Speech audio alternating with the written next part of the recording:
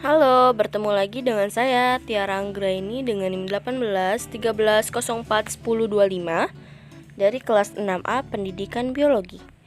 Nah, pada video kali ini saya akan membahas tentang jumlah eritrosit dan leukosit. Adapun alat dan bahan yang digunakan yang pertama itu ada buku ajar anatomi dan fisiologi manusia dan buku sumber lain yang relevan. Kedua, informasi dari narasumber, dan yang ketiga itu ada bacaan dari majalah, surat kabar, ataupun internet. Prosedur dan petunjuk pelaksanaan. Yang pertama yaitu menjawab pertanyaan berdasarkan informasi yang kita dapatkan pada buku ajar, narasumber, dan bacaan dari majalah ataupun internet.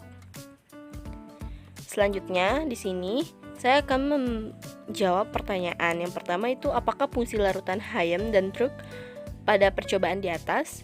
Jadi, untuk fungsi dari larutan Hayem adalah sebagai pengencer darah pada penghitungan sel darah merah di dalam larutan. Hayem juga terdapat HgCl2 yang berfungsi untuk melisiskan leukosit dan trombosit. Sedangkan untuk fungsi larutan Druk ini digunakan sebagai pengencer darah saat penghitungan sel darah putih dengan cara melisiskan eritrosit dan mempunyai kandungan asam dengan pH 2,4. Selanjutnya itu faktor-faktor apakah yang mempengaruhi jumlah eritrosit dan leukosit seseorang. Jadi di sini ada beberapa faktor. Yang pertama itu ada asupan gizi. Nah, bila jumlah asupan gizi kurang, otomatis jumlah zat besi ataupun zat-zat yang lain akan berkurang juga dalam darah, termasuk jumlah sel yang ada di dalam seperti eritrosit maupun leukosit. Yang kedua itu ada jenis kelamin. Pada jenis kelamin pria dan wanita memiliki jumlah darah yang berbeda, sehingga secara otomatis jumlah sel darah pun juga beda, bisa kurang maupun lebih, tergantung dari jumlah berapa banyak jumlah yang dikonsumsi setiap harinya, seperti konsumsi zat besi, di mana bila kekurangan zat besi maka jumlah darah serta sel ini akan menurun. Yang ketiga itu ada faktor usia.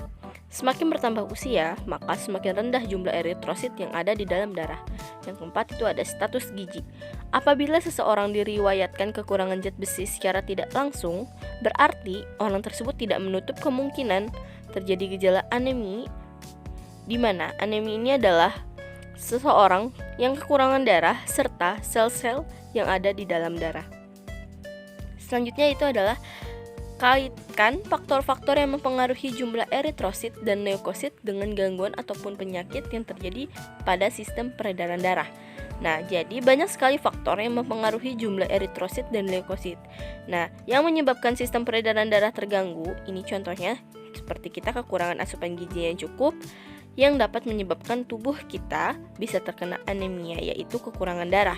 Kemudian dapat juga terkena hipertensi, serangan jantung atau PJK, yaitu penyakit jantung koroner, yang biasa dialami oleh orang lansia ketika mereka terlalu stres, yang dapat menimbulkan masalah pada sistem peredaran darah.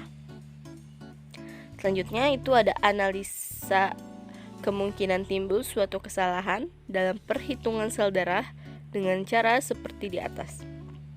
Jadi ada 3, yaitu kualitas alat. Jika kualitas alat jelek, maka tidak menutup kemungkinan hasil yang dikeluarkan tidak valid sehingga akan mempengaruhi hasil. Yang kedua yaitu proses homogen. Bila darah terlalu lama dihomogenkan, maka akan terjadi lisis yang dapat mengurangi jumlah sel yang ada di dalam darah. Yang ketiga itu ada perbandingan darah dengan dengan antikoagulan. Apabila darah terlalu encer akan menimbulkan koagulasi sebaliknya. Bila darah kelebihan, maka antikoagulan eritrosit ini akan berbentuk krenasi serta trombosit membengkak. Sekian yang dapat saya jelaskan. Sampai ketemu di video selanjutnya. Bye bye. Thanks for watching.